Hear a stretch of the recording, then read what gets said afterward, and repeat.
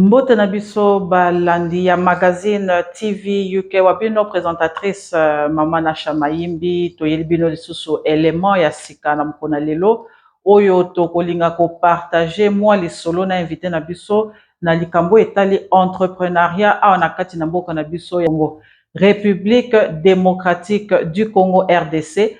Donc tolinga vraiment tokoka ko solo la likambo yango po mingi na kati na biso tozali na diaspora tozali na ba inquiétude o etali likambo ya entrepreneuriat tozali vraiment koyeba te nini oyo tokoki koya kosala na kati na Congo mpona koinvestir po tomeka nanu kolongola mboka na biso na ghetto tokoka kosala yango mpenza etombwama po tozali na eloko ya konvie te bandeko tozali na eloko ya konvie te na bamboka ya bapaya po richesse nyonso ezali na kati na mboka na biso mais il s'agit kaka ya koyeba esika nini ya kotia lokolo. Donc entretien na biso na mokona lelo invité na biso nde tokolobela yango po na kosungana biso na biso bandeko ya mangala.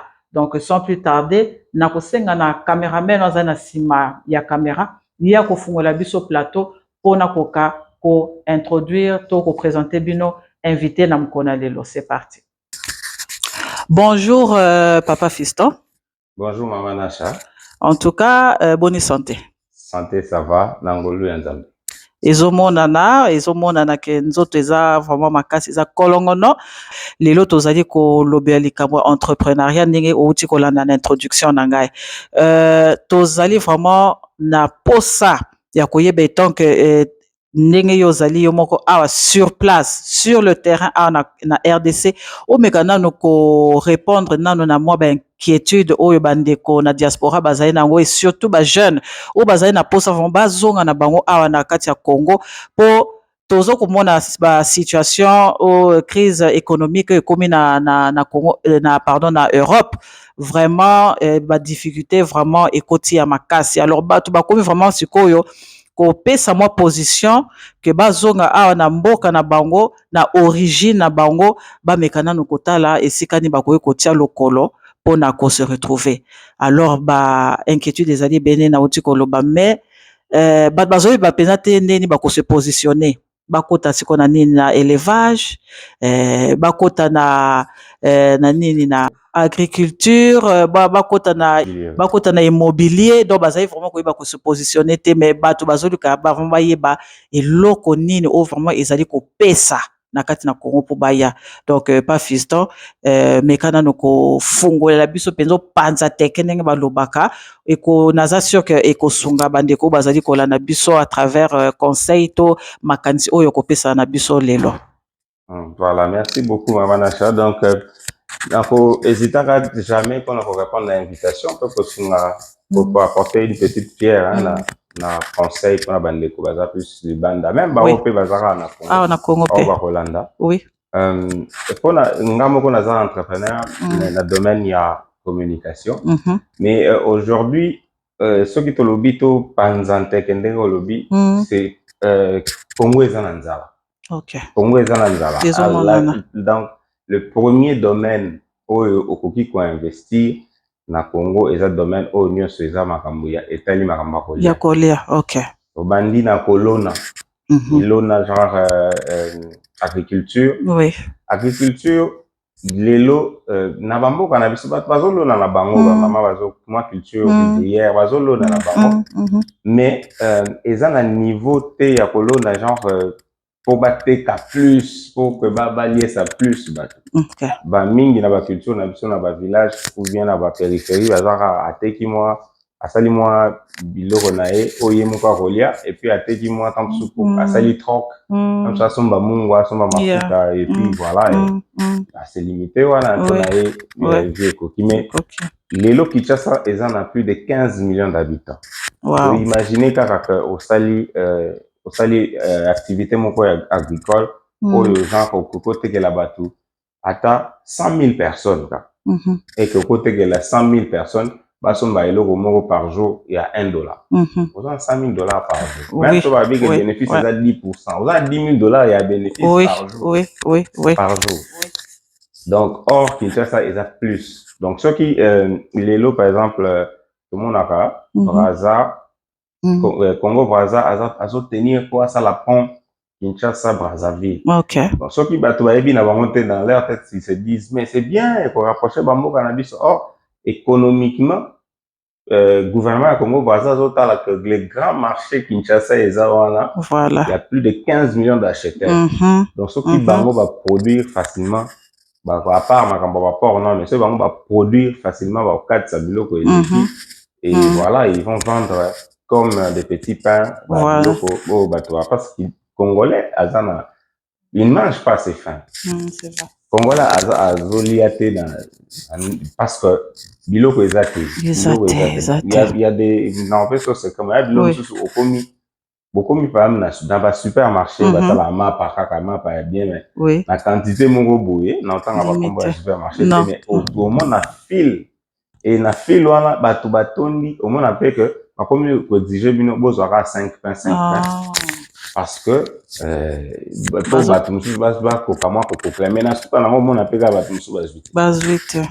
Voilà, donc déjà kolia soko olobi na agriculture déjà ça va na transformation ya biloko agricole parce que les jus par exemple tozomela awa les soda eza ba société minene ezosala mais les jus net naturels ba jus de mangue ba jus d'ananas transformation nango eza te oyo tozomela na kine ezouta soit Angola soit Afrique du Sud. Ouais. Donc, na Congo, on a jus d'ananas, il y a ananas à Équateur, exact. Au jus de mangue, il y a Congo central, exact. Donc, or, net les mangues, et pour la candé dans vraiment, c'est ça. Et pour la candé dans Zamba, pour lui, c'est ça, c'est ça. Donc, c'est ça.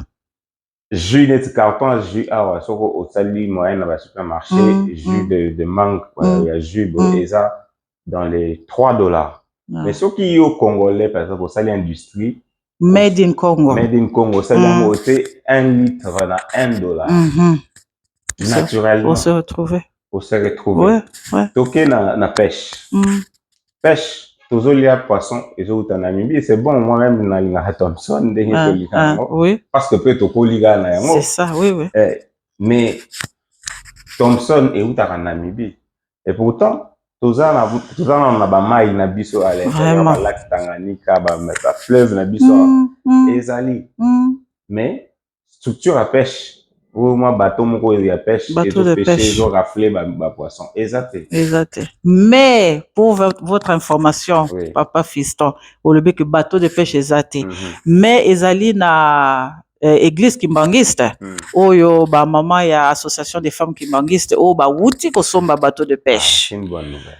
Oyo nyonso ezali ba projet ya minene oyo le chef spirituel ya église kimbangiste papa Simon Kimbangani azalaki na yango oyo pe projet ekomi réalisé lelo yo. Donc bateau de pêche eza déjà na nzela, il faut ekoma na port ya Mwanda po ekoka ko bana misala na yango ya ko pêcher bambisi et ko créer pe emploi naturellement. Ozomona likambango, donc c'est ça po tozali na biso riche na bambisi ya ndenge na ndenge, donc tokoki kozwaka bambisi ya mboka mususu te po ekota na kati na mboka na biso RDC po nanga vraiment eza na sens te, mais tala ba initiative o église kimbangiste eza na yango na tina ya koliesa Congo pe oliesa Afrique pe mokili mobimba. Donc c'est un peu ça oyo na ngai pe na loba. Et là on a sepelaka na église kimbangiste na évité bato belé comme susu ba mona ongara eza pour y comprendre les BMM bolingo mibeko misala avec amour tout ça là bateau et si ka gérant ou gestionnaire ya pays voilà avec amour au sein là-bas mais au salango aussi avec la loi parce que faut pas tout bimaka voilà c'est ça avec la loi et puis après qu'on travaille parce que les Congolais les lots peut-être on peut se dire que Congolais de salaté. C'est parce que bazo PCT, on fait ces moussalaté. Les locaux que les jeunes bazo se débrouiller non. C'est parce que bazo se débrouiller mais baza ils sont dans l'informel. Voilà, c'est ça. Ils sont dans l'informel, ils ont vraiment bon. Crédit na banque, c'est compliqué. Taux exorbitant donc c'est terrible. C'est ça. Donc, voilà, pour revenir à notre business, c'est déjà fait une bonne nouvelle pour On a biso, l'église Kimbangi, ce sont des bateaux de pêche. Oui. Mais tout ça, plus de 100 millions de Congolais. 100 millions de Congolais. Un seul bateau. C'est insuffisant. En tout cas, c'est insuffisant. Bien sûr. Ouais. C'est insuffisant. Dans des places, peut-être, et puis, ça fera du bien ceux qui battent nous sous des concurrents. Parce que les lots, tout ça, téléphone fixe, c'était OCPT. C'était terrible. Là, vous voyez, en Hollande, des fois. Tonalité qui m'a parce qu'il y avait que eux. Mais tant que la société m'a que commis concurrent les lots qui ont menacé société mon téléphonique na obuka sim donc bakolengi lo na que so ba perdre libella donc ce qui concurrence fait cause à la dans le domaine de pêche. Il y a pêche. C'est ça les bases net na mwanda base mususu na lac Tanganyika base mususu na Mbandaka vous sali triangle wana et sali Congo central, Équateur et puis Grand Katanga. Beaucoup de ça mususu na lac Kivu et ça les quadrillés pays et se fournir mbisi partout. Déjà pour mbisi on est quitte. Donc ce bateau pour investir n'a vu que par un bateau de pêche et c'est un moyen belé mais notre problème que va Congolais ça coalition en fait pour créer constellation ya bateau boza na moi 10 francs oh 10 francs et là quoi 100 francs boza ngani 10 bozo bien au bimisi mutu. Oui. Donc ça aussi c'est encourager ba jeunes to bato baza na moyen baza na Europe Cameroun kakuki kokita ata ozaka na 10 mais vous créez un réseau voilà. Beaucoup de 10 ça les Indiens qui sont ici ça va bien carbone azane na ba millions te mais abimisi société mon tout mon boye bimisi le roi millions mais azuzi pas bandeko problème est rare partage voilà na suka na fin du mois na week na za na 30% tindeli na mbongo na nga bénéfice na 30% et voilà c'est ça toke na élevage à part élevage naturel au va ça na ba mboka na moi ba tabana ngombe mais industriel boye o que mon a fermier mon boye za tam sous na 10 000 têtes ya même azate na ba mboko yo vraiment na mboko yo azate botu na bandeko na biso bandeko na biso ba musulman ba tant ba si ça fait na bango ba senga tabato même mais bah souffrira parce que il matara pour spéculation vu il y a offre na demande offre ça qui demande des belé et mati près qui imaginer qu'à un certain moment les lots malé de ça bouge mais à un certain moment qui te zaroli qui ou ta Thaïlande qui awa et tout ça ba soso vraiment qui est ou ta Thaïlande donc petit déjeuner normalement qui est Thaïlande comment expliquer combien dans les lots, ça bouge, mais ce n'est pas encore ça. Ce n'est pas encore ça. Les lots, on enlève sa population luxe. Ou bien Moutayambi, à tel moment, qui n'attend, au moni, à cette amie, bien. Oh là là. Et tout ça. Moi, je me rappelle à l'époque, quand tu vas à Mickey, toi, qui est amoureux, le matin, Samsou, au lieu de me faire son mac, on baisse au mail là pour que tu sois ok. Classe. Bah bien que bon to la mukita msu tongo le tamba c'est le titre bon va peso mobese mais là ma kambeso là et tout mais lelo ça marche la culture les athées parce que ma déjà eza et community luxe et comme le quoi luxe donc oh là là congolais to les ananu ceux qui congolais à libanda linya investi na kolia bilanga transformation ya biloko toza na conservation ya biloko toza conservation aussi idée bazana qu'est-ce qui fait que bataka sardine na linzanza mais mbinzo otoliaka par exemple bataka binzo na linzanza c'est possible c'est possible ce genre mutu même peu bien en Europe le comme que moi ce qui château rouge ouais pour sombi moi 2 boîtes na o mais mbinzo ça fait comme des choses mais bien conservé tout ça business et puis l'emballage par exemple emballage na Congo passe mais est-ce que toza kout na ba usine papa fiston ba usine oyo esalaka ba plastique ba emballage Mais Bah, je sais pas. mais mingi eza tenu par Bah, étranger, hein. Je ne suis pas contre eux, mais eux, ils investissent dans mboka na biso. Mais biso moko lelo, même les banques, lelo. Les banques ba congolais, eza te. Exact. Eza te. Lelo eza ba Kenyan, ba Togolais, Wow. ba Sud-Africain, donc ba Nigérian, Ba ba Nigeria. te baza na Ba banque awa. Na Biso mo ba kolomboka. Voilà. Mais en fait, on a travaillé dans le domaine de la banque, mais par exemple, pour le moment, pendant qu'on la banque, il faut avoir, pour la garantie, il y a 100 millions de dollars. Et là.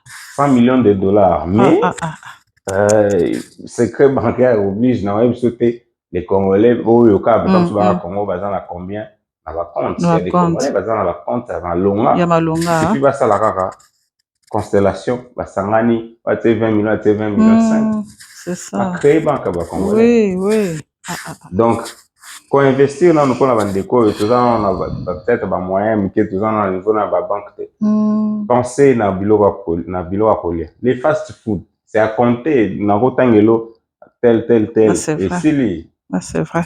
Et vraiment, au talent, son cara, ils ont bandeko na biso, indien, soit libanais. À 12 heures, na Gombe. C'est plein. Il y a des gens qui, aux gens, comme sur la place au fond de la tête, tu es obligé d'en emporter pour place au fond des athées. Quand tu vois ça, Congolais azate. Mais, pas fait ça, on a raison, le Congolais azate, mais Congolais azate pourquoi? Tam sous pe eza po na ba calpe le qui trop. Hein, tam sous pe ba taxe pe eza trop likolo que Congolais aza ko rakutia mutu te. Na ba makamu mingi etali business, surtout en ville. Ozo kaka espace, au foot à loyer, nyonso wana ezomata likolo, donc ozoyeba te obanda wapi po sukisa wapi. C'est ça le on a lobby. Soko ke yo moko. Ne babaka soko ke yo moko tambola mbango, mais soko ke ebele okende mosika. Le problème est que biso to sangana. Parce que même les mêmes taxes là, ya on peut ka ba indien ba. Non seulement ba futa ngo ba corrompa kandenge toyoka. En tout cas, c'est à prendre avec des pincettes. Oui. Mais ndenge toyoka ka bango ba corrompa. Donc si on considère la corruption plus les taxes, ça veut dire qu'il va foutre à plus. Mais comme il dit que ma belle est fertile et que ata va foutre dans la taxe, on va corrompre la bango, va bouca, va rapidement, va rezonger dans leur frais. Il se lance. Donc, biso ba congolais, au moins, à mon toiseau tambola, mon tout cas, il y a 34 000 $, il y a 50 000 $. Ah, ben, t'as tout le monde, dans 5, 6 000, tout cas, 50 000, 50 000. Quand le parking, ça te fait 300 000 $.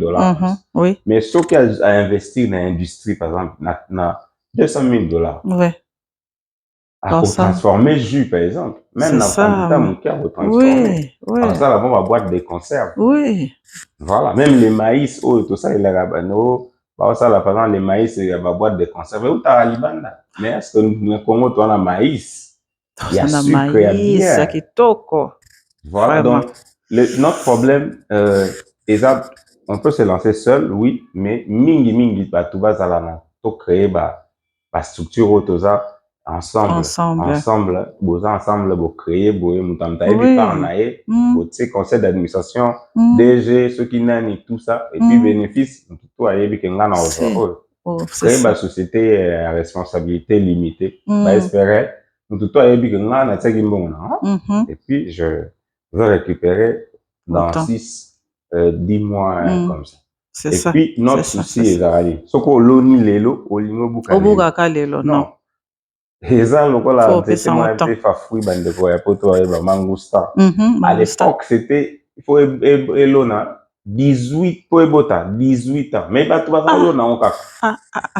Donc 18 lelo peut-être avec la technologie va modifier génétiquement les gras et comment ça va 5 ans. Ah bon. Et comment mais à l'époque c'était 18 ans olona on a 2010. Non, il faut zater na 2028.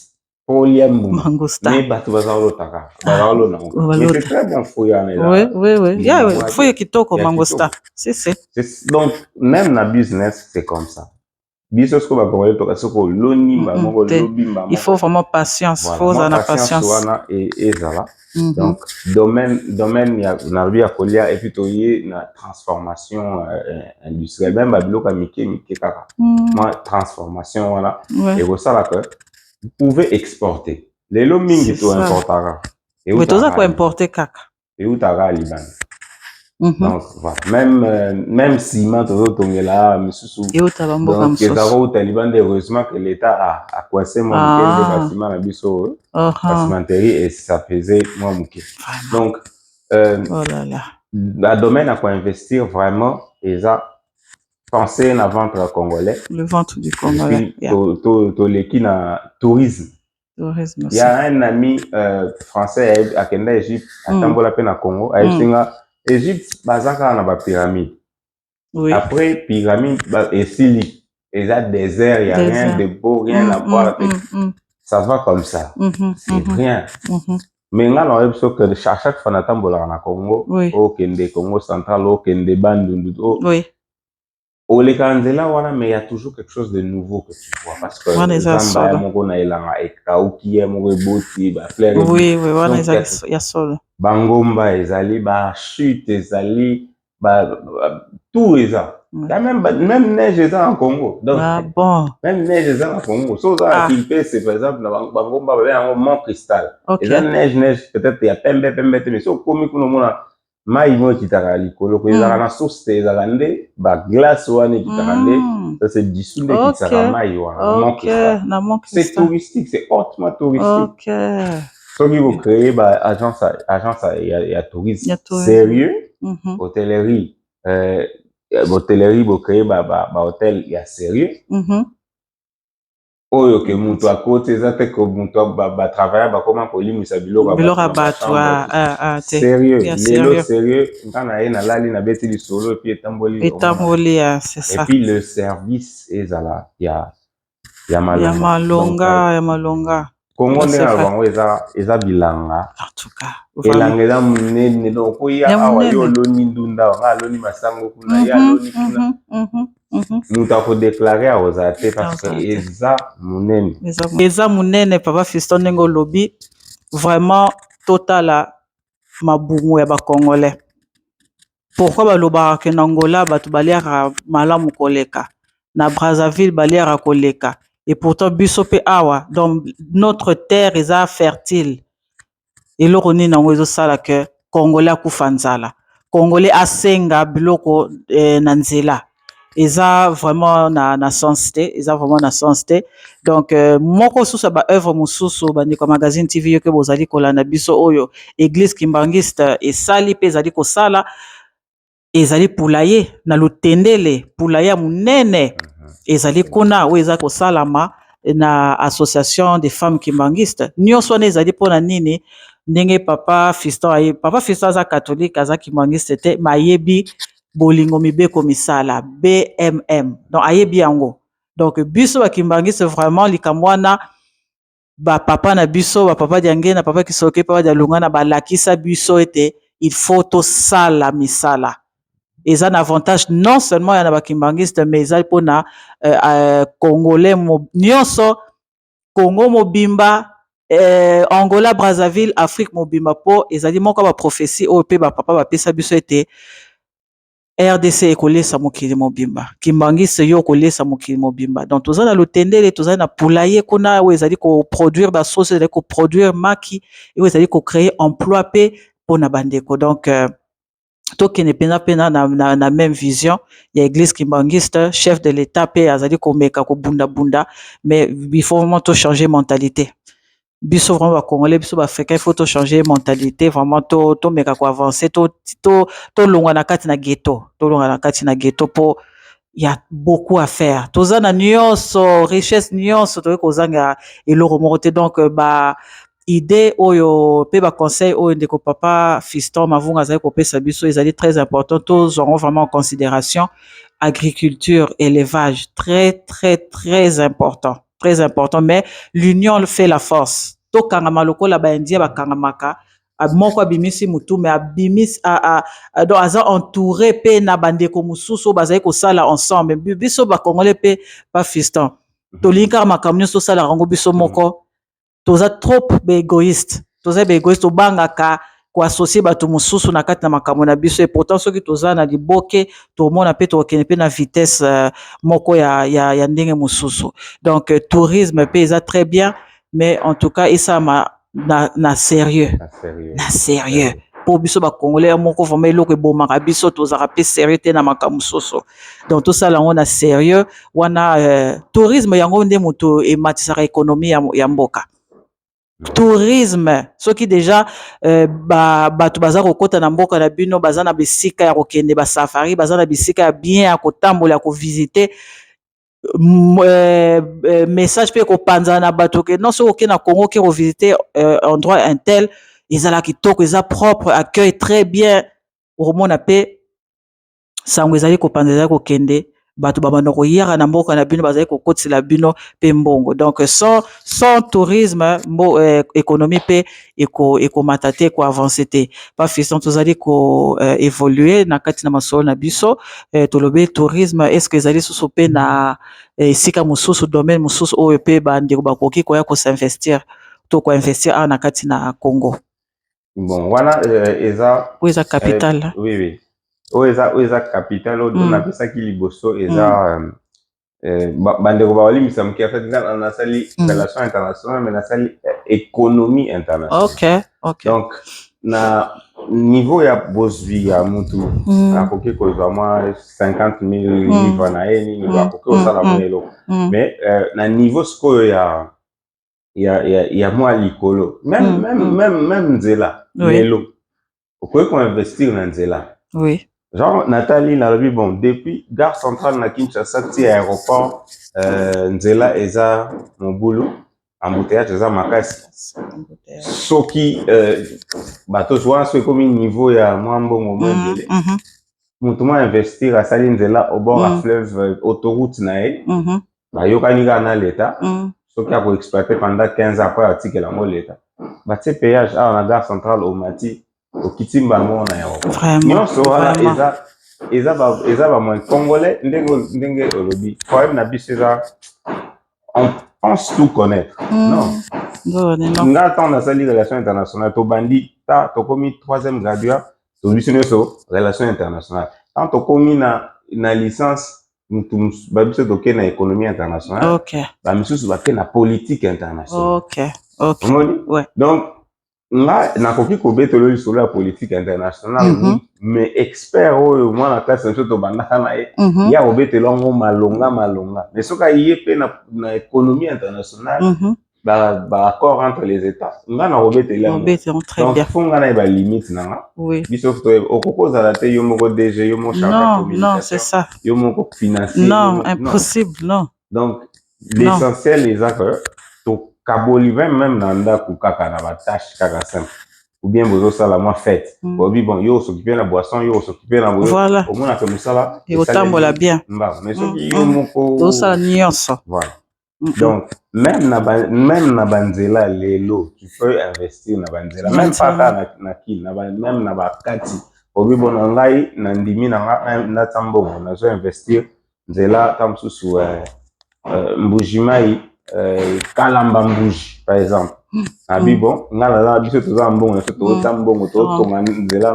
na béton mais toexploite yango ta mosusu accord na l'état pendant 10 ans tote péage moto alekaka $5 c'est combien de mituka vraiment fois 10 ans na 5 ans déjà ta mosusu mbongo ya mine saison bamisusu wana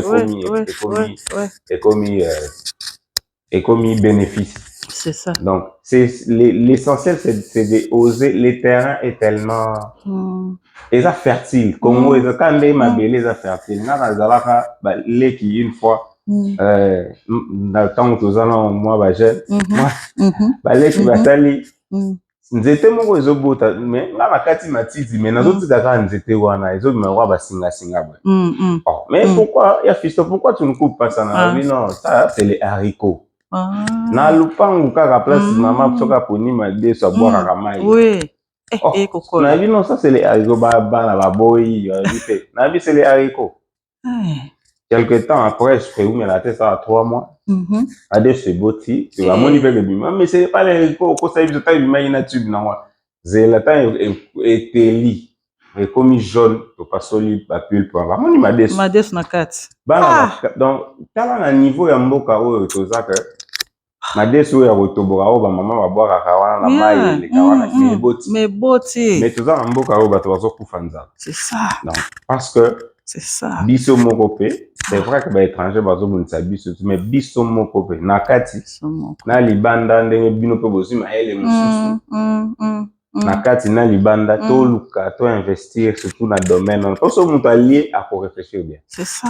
Ce qui mutu allié à commis na makanisi siko bon le roi na allié ce qu'on a ça na sala boy na sala boy. Mais ce mutu alamuki na tongo idéneza ya kolia nini. Ayebi kutu na nte so olia. Donc misune zaka pai. C'est ça. Donc kanda na nzela ko swanisa batu po lelo même na niveau même makambo ya même mapa même les gâteaux et tout ça pâtisserie boulangerie c'est vrai que toi la boulangerie minée ne peut na kin mais c'est insuffisant par rapport à nombre de bouches ya kolia oui c'est insuffisant c'est insuffisant tout le monde a même pâtisserie moi ya ba français au monde le moi mkiebo masala au qualité ya France autour na boy yo qui venait le 5 € au pesi mort dans l'âme mais congolais ata na pesa mort dans l'âme mais so mbongo ko tipa ndeko na congolais au moins na yebi que eko ça la répercussion c'est alors biso on reste comme des spectateurs tout le monde a ba sénégalais banani tout boya ba de côté ba étranger te mais ça quand même pas c'est que biso moko ba kolomboka et ça passe biso moko même même les bars les bars même donc à part babar va citer wanando pas maman ce qui Judith maman nani mais les gens les bars VIP même les bars VIP ils y a étrangers les hôpitaux et le domaine sous dans le les hôpitaux par exemple nga nakendaka Mayombe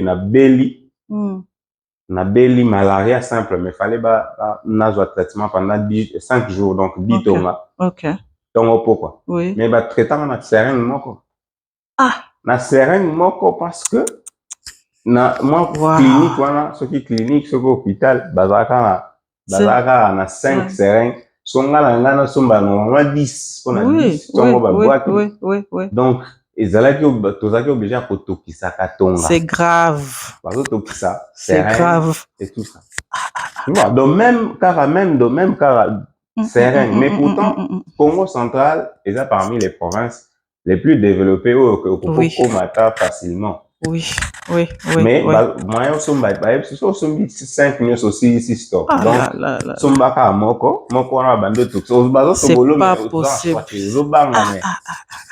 donc mais c'est grave c'est grave c'est grave donc voilà commerce même dans le domaine de la santé les lots ils a plus car étranger oui hôpital chinois il y a indien ils a plus étranger or domaine de santé par exemple mingi tokoti que lango étranger non bazoli sabiso transport bango et santé bango et masanga ya komela bango même ba mai ya ba bouteille oyo ezaka bango c'est ça ba mai ya ba congolais il y a ba made in Congo vraiment donc rare c'est rare au monde moi tête mon quoi étranger peut-être moi étranger donc ce qui fait que au-delà de on biso toujours observer donc ba ndeko ndenge to ba na bondeli bino ba o baza na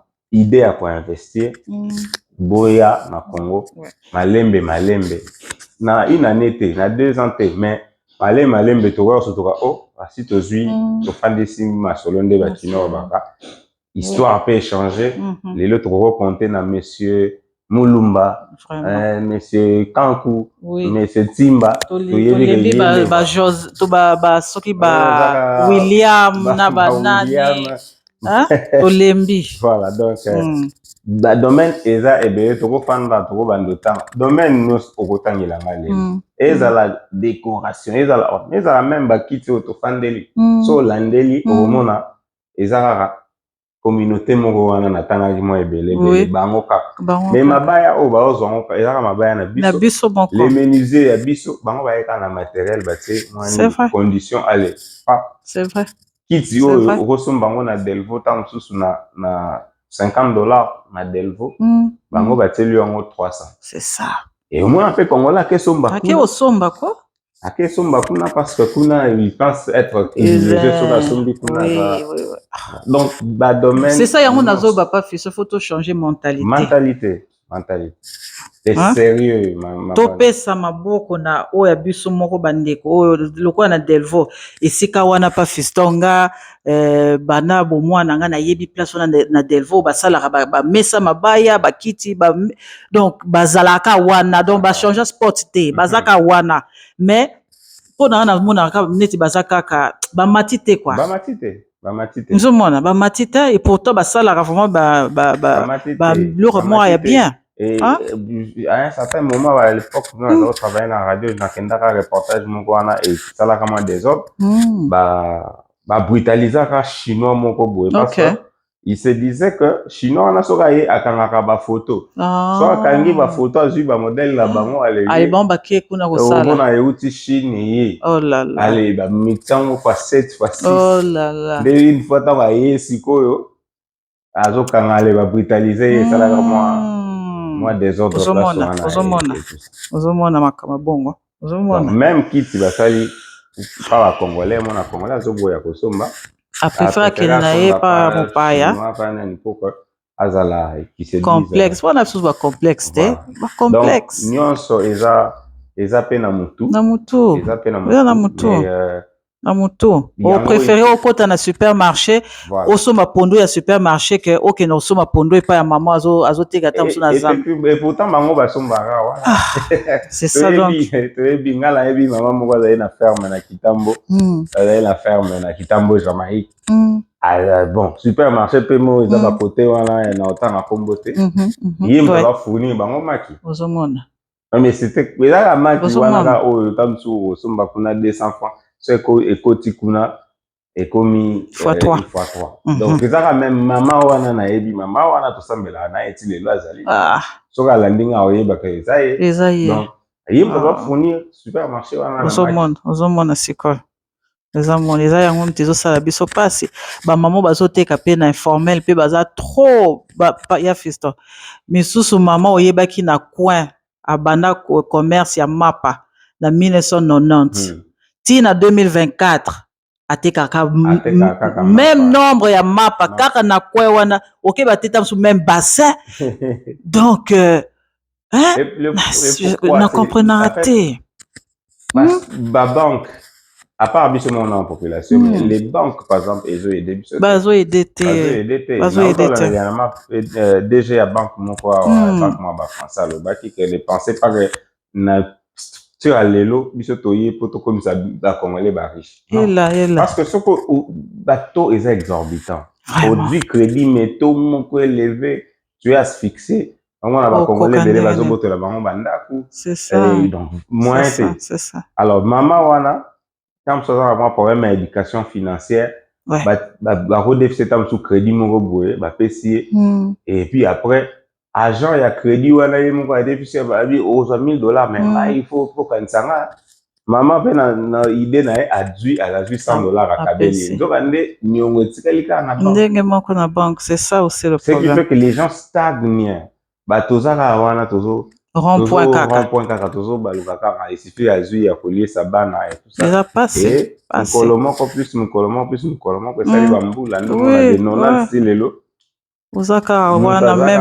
même position azalaka wana c'est triste c'est vraiment triste bandeko ya magazine TV Kebo Landi vraiment entretien na ngai na papa Fiston Mavungu vraiment to sololi makambo ezali vraiment très important ou vraiment tango bolandi ekopesa bino tango mosusu mawa mais epesa biso mawa te ezala nde likambo moko ekoka komotive biso vraiment totelema ensemble tosala vraiment quelque chose mpona mboka na biso mpo tokoki continuer kaka kovivre na ba condition ya boye te esengeli ke ntango bamvula ezali kokende évolution mpe ya malonga mpe ekoka kozala na kati na mboka na biso donc tokomi na biso kochute na vers la fin ya émission na biso tokosenga na papa Fiston kokopesa biso liloba ya suka mpo tokoka kosilisa mpona lelo. Papa Fiston, maloba epai na yo.